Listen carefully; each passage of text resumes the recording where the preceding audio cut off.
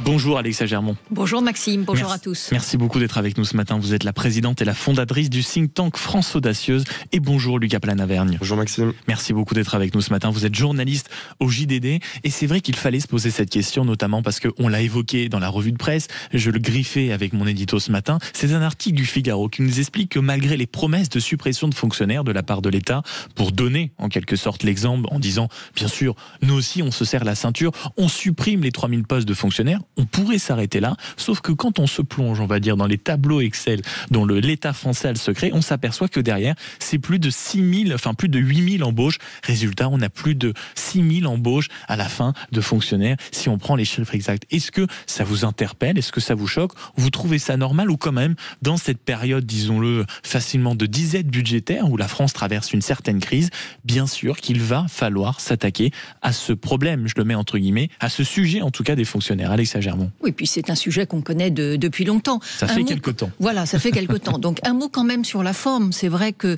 un peu ce tour de passe-passe, qui vient d'ailleurs du précédent budget déposé sous le gouvernement Bayrou, on voit bien quand même que c'est une façon de présenter les choses qui, si on s'arrêtait là, et s'il n'y avait pas des journalistes qui étaient là pour remonter l'information, on n'aurait pas cette lecture fine des tableaux Excel, comme vous dites, qui permettent de voir qu'en réalité, vous n'êtes pas que sur le projet de loi de finances, mais vous êtes aussi sur l'addendum, on va dire, sécurité sociale. Et donc, en réalité, c'est pas moins 3000, mais c'est plus 6000. Donc là, déjà, sur la méthode, il y a un sujet de transparence par rapport à ce qui est expliqué aux Français.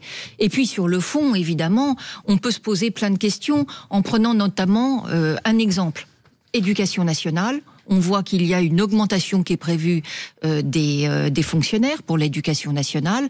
À un moment, c'est ce qui est souligné par Philippe Juvin, le rapporteur général de la Commission des finances, à un moment où vous avez une baisse évidemment de la natalité, de la démographie, donc pas de capacité de se projeter dans les années qui viennent, et puis à un moment aussi où tout simplement on ferme des écoles. Je veux dire, partout on sait qu'on ferme des écoles. Et où il y a énormément de classes dans lesquelles il manque de professeurs, et à chaque fois on essaye d'aller à la pêche, et c'est compliqué. Lucas Planavergne, sur cette question des fonctionnaires, c'est choquant, ça vous interpelle, ou bien sûr qu'il va falloir mettre les mains dans le cambouis à un moment, et peut-être aller jusqu'à supprimer des postes de fonctionnaires? Sur la forme, je suis d'accord avec ce qui vient d'être dit, c'est-à-dire qu'on fait des promesses le lundi qui sont contredites dès le mardi, donc c'est toujours la même chose pour ces classes politiques, c'est-à-dire que personne ne comprend plus rien. Sur le fond, je pense que c'est aussi ce qui montre un petit peu la limite de la course à l'échalote de la suppression des fonctionnaires, c'est-à-dire que pour moi la question fondamentale, c'est de quel fonctionnaire parle-t-on. Là, si on se plonge dans le détail, vous l'avez évoqué, c'est qu'on voit bien que ceux où il y a de nouveaux postes qui sont créés, c'est dans les armées, à l'éducation nationale, à l'intérieur, à la justice. Et donc, à mon avis, les fonctionnaires qu'il convient de supprimer, c'est les doublons que l'on a à foison en France, c'est ceux qui sont derrière les bureaux qui, comme vous l'avez très bien dit Maxime, font des tableurs Excel. En revanche, sur le terrain, je pense qu'on a besoin de fonctionnaires. Ça me fait d'ailleurs penser à un paradoxe que Marc Trévidic, ce magistrat, pointe très bien dans son dernier bouquin, c'est-à-dire que on veut une justice forte, un État fort, mais on ne s'en donne pas les moyens, et ça passe aussi, à mon avis, par des créations de postes. 0826 300 300, vous voulez nous interpeller, peut-être que vous-même vous êtes un fonctionnaire, vous vous indignez à chaque fois en réalité qu'on évoque ces suppressions de postes, et ben vous nous appelez 0826 300 300. Est-ce que on a du mal en réalité peut-être à regarder cette réalité en France? Quand on observe un peu le spectre politique, on a l'impression que cette question comme ça des fonctionnaires est en réalité un peu tabou, même à droite. Rares sont les hommes, en tout cas sur un programme ça peut faire chic, mais rares sont ceux qui l'exercent. On se souvient de la promesse de Nicolas Sarkozy jamais tenue, on se souvient même de Marine Le Pen, je crois que c'était sur LCI au micro de Darius Rochemin, quand on lui pose la question on va dire de la suppression de certains postes de fonctionnaires, elle balaye cela d'un revers de main en disant non mais ça n'a rien à voir, en réalité ce sont c'est un truc de droite. Oui. Comment on observe cette question, Alexa Germont? Et on se souvient aussi de François Fillon qui, lorsqu'il avait abordé ce sujet-là, pour le coup avait décroché à un moment dans les sondages. Donc en fait, le problème, c'est l'idéologie qu'on met derrière les sujets. Et pour tout type de sujet, tout poste sur le budget, on est effectivement dans l'obligation, maintenant, là où on en est, de regarder les choses à plat. Je trouve que, en fait, ce qui manque, si vous voulez, c'est la capacité de mettre en regard à la fois les recettes et les dépenses.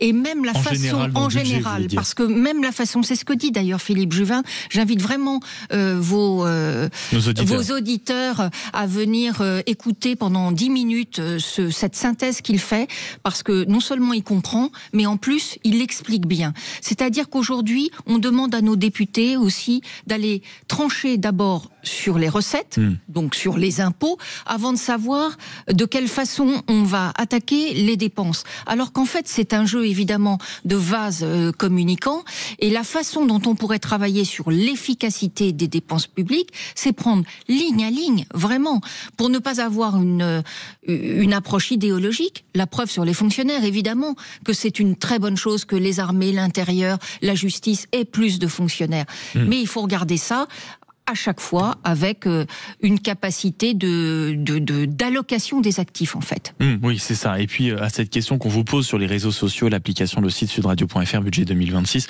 l'État doit-il montrer l'exemple en supprimant des postes de fonctionnaires? Vous voulez participer à la conversation? 0826 300 300. Il y a Patrick, par exemple, qui nous dit le problème avec les suppressions de fonctionnaires, c'est qu'on ne supprime jamais au bon endroit. C'est ce qu'on évoquait tout à l'heure. Dom qui nous dit mais oui, en réalité, nous devons aller jusqu'à la suppression de certains postes de fonctionnaires. Je vous donne un exemple. Depuis 1997, les effectifs des collectivités locales ont augmenté de 44%, ceux de la sécurité sociale de 36%, ceux des ministères de 6%. Et Abondance, par exemple, en dernier exemple, et qui porte bien son nom pour ce débat, nous dit bien sûr, et plus largement, il faut aller jusqu'à supprimer les commissions et les dépenses inutiles. C'est ça, en effet, qu'on demande peut-être aux députés et à ceux qui nous entendent et qui fabriquent les lois. En réalité, Lucas Planavergne, c'est avant tout de balayer devant leur porte. Et on n'a pas l'impression qu'on arrive à atteindre ça actuellement. Mais absolument, je suis absolument d'accord avec ce que les auditeurs pensent et commentent. C'est-à-dire qu'on n'a pas besoin de policiers qui sont sur des tableurs Excel. Encore une fois, on a besoin de présence de l'État sur le terrain pour répondre aux difficultés concrètes de la population. Après, plus largement sur ce budget, je pense que tout le problème, c'est aussi qu'on parle d'un budget très hypothétique qui doit être débattu et voté dans un temps record et qui peut toujours ne pas passer. Il y a encore des menaces de censure qui tombent, même de la part des socialistes, qui pourtant n'ont pas voté la censure. On l'a vu avec Olivier Faure qui dit en réalité, s'il n'y a pas de changement significatif d'ici lundi, on appuie sur le petit bouton magique et sur le petit bouton magique. C'est irresponsable de faire ça. Oui, c'est irresponsable, et même sur la forme. On est justement sur une période où on essaye de trouver, tout le monde sait que ce sera un budget de compromis, et je trouve que le Parti socialiste, là, sur la forme et sur le fond, n'est pas à la hauteur, alors qu'il y a des débats qui démarrent à peine. Moi, je voudrais quand même dire une chose qui est vraiment stupéfiant, c'est que on comprend pas pourquoi il y a ce manque de courage politique, parce que pourtant, ils sont baqués par les Français. Les Français, à 72%, trouvent que l'on doit tailler dans les dépenses publiques de l'État pour arriver à un budget qui soit un budget qui nous permette enfin, ce qui n'était pas le cas sous le gouvernement Bayrou, il n'y avait que des hausses d'impôts et il n'y avait pas de baisse des dépenses publiques. Donc là, aujourd'hui, c'est bon, les Français sont partants. Ils sont partants. Donc il faut absolument avoir le courage d'enclencher ce mécanisme, parce que la réalité, c'est qu'avec les taux de croissance que nous avons, ça c'est la triste réalité. C'est-à-dire qu'ils ne sont vraiment pas élevés sur le passé et sur ce que l'on va avoir devant nous dans les mois qui viennent.